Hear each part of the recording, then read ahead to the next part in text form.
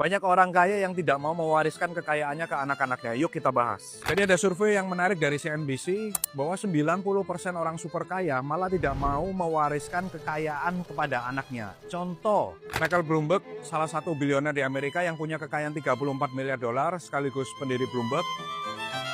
Dan tentu kalian tahu kita pakai Bloomberg Terminal di ekosistem kita. Bahkan dia pernah ngomong dalam sebuah wawancara 90% kekayaannya akan diberikan kepada Bloomberg Philanthropies. Dan bahkan putrinya cuma bakal dapat sedikit dari hartanya. Dan bukan cuma Michael Bloomberg aja, bahkan kalau kalian lihat Bill Gates, kemudian Mark Zuckerberg, dan juga Warren Buffett, mereka ngomong hal yang sama bahwa 99% kekayaan mereka akan disumbangkan ke yayasan amal daripada diwariskan ke anaknya. Nah ini hal yang sangat menarik. Kenapa? Kalau orang awam pasti bilangnya, oh, ini orang tua macam apa, orang tua nggak sayang anak. Ada yang bilang ngomong, ya harta nggak dibawa mati. Tapi ini bukan soal itu.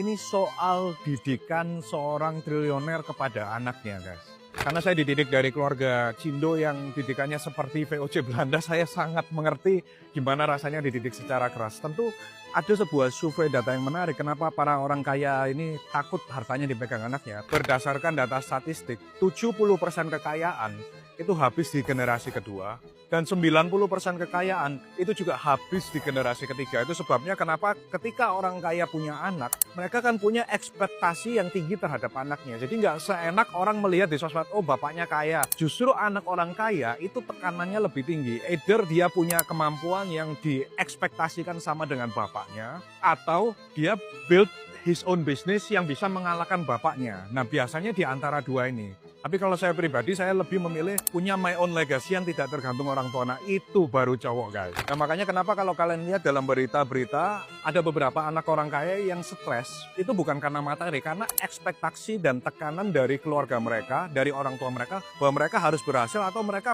punya kemampuan yang pintar untuk melanjutkan bisnis keluarga. Nah ini yang banyak orang-orang nggak tahu. Saya ketemu dengan banyak sekali anak-anak triliuner, anak-anak konglo, dan mereka selalu dihadapkan dengan ekspektasi yang tinggi dari orang tuanya, dan ini nggak mudah, guys. Jadi itu sebenarnya jangan bilang bahwa menjadi pewaris itu 100% mulus jalannya. Bahkan banyak pewaris pun yang gagal dalam meneruskan bisnis orang tuanya atau tidak lebih kaya dari orang tuanya atau even equal dengan orang tuanya.